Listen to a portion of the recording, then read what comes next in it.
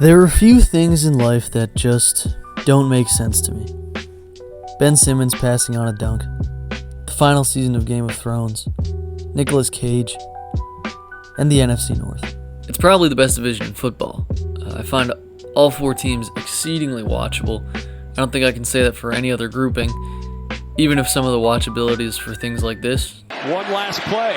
Love under heat. Pressure comes and he's blasted by... I think this weekend was the perfect example of what makes this division so great, but so impossible to get a read on.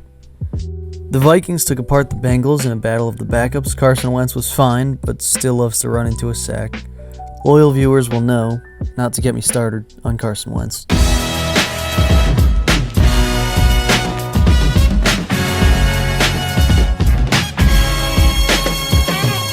What's really NFC Northish about this game was the Isaiah Rodgers performance. He got a perfect PFF grade, and it's hard to fault the easily faultable over at Pro Football Focus. Rodgers had a pick six, scoop and score, and 2 forced fumbles, one of them being on his scoop and score. You cannot play any better than that as a cornerback. What's crazy is the Vikings looking like this a week after getting blown out on Sunday Night Football in a game where J.J. McCarthy was under pressure the entire game, and their quarterback this past week is a guy who loves to get sacked. The Bengals are just a dead team walking. Without Burrow, they may just bottom out, but honestly, who knows with the way backup QBs played this week. Anyway, respect to the Vikes. They ran the ball extremely well. Brian Flores tortured Jake Browning for 60 minutes, and they got their momentum back after dropping a dud in Week 2. The Packers were the consensus most impressive team through Week 2 of 2025 until they ran into a buzzsaw by the name of the Cleveland Browns. It's funny. The Packers' defense was and has been excellent this year and in this game, and now they have a loss to Joe Flacco on their record. Jordan Love's buzzing MVP stock took a hit. He threw a pretty ugly interception and took a dreadful sack. You have to give credit to the Browns, though, who seem to have another excellent defense on their hands. I'd say Joe Flacco bought himself another week, but the defense kind of bought it for him. Harold Fannin looks great, though. For the Browns, this game happens once a year. Myles Garrett says to his D-line room, "Let's go pull this sorry team to a W," and they did it. A nice, gentle reminder from Myles to Micah Parsons of who the top defensive dog really is.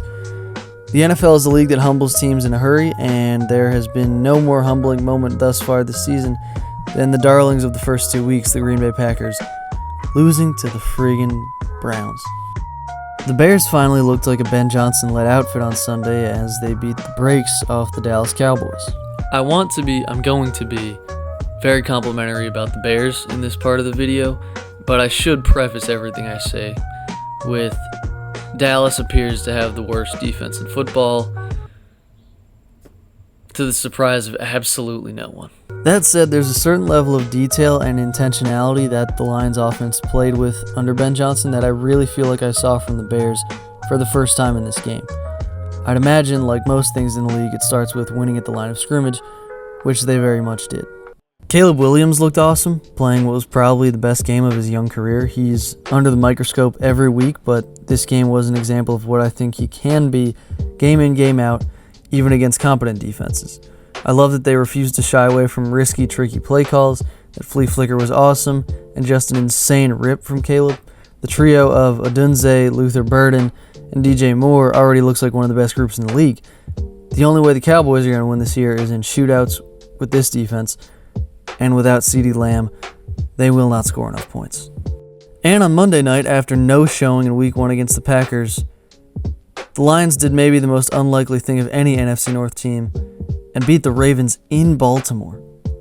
The list of NFC teams to beat Lamar Jackson: Daniel Jones' New York Giants, in kind of a year from hell for the Ravens. Last year, Jalen Hurts' Philadelphia Eagles, en route to a Super Bowl. And now last night, Jared Goff and the Lions. What's more is how the Lions won this game. Yes, Jared Goff was lights out, St. Brown was excellent, and so were the 2 running backs, especially Montgomery. What intrigued me was how much success they had running behind their guards, who were new to the team and looked lost in Week 1 against the Packers. And then on the defensive side, they did an incredible job of containing Lamar. Lots of disciplined rushes with no lanes for Lamar to scramble or extend the play out of, and once he did step up out of the pocket, guys like Derek Barnes and Jack Campbell were waiting for him. There was certainly no lack of creativity in their play calling, just a really impressive, complete performance on the road against one of the best teams in the league. All concerns from that Week 1 disaster alleviated. Before we go, I'll touch on some of the news from the rest of the league. Shout out to the Eagles, man. I was in the building in Philadelphia for the game against the Rams on Sunday. Easily the best game I've ever been to. I've been to quite a few. Jordan Davis is him. Looks like an all-pro. Great to see Jalen and AJ figuring it out. I'm strongly considering walking back my Daniel Jones takes, or I could just dig in and triple down. I'm going to take the secret third option and wait for more data. I don't think the Patriots or Steelers gave us any reason to think either of them are good. A mid-off, if you will. Falcons, yikes. Texans, yikes, but with expectations attached. Could it be the Chargers' year? Justin Herbert has my MVP vote as of today. Giants, bench Russell Wilson, feed the scat man. Thanks for tuning in. See you next week.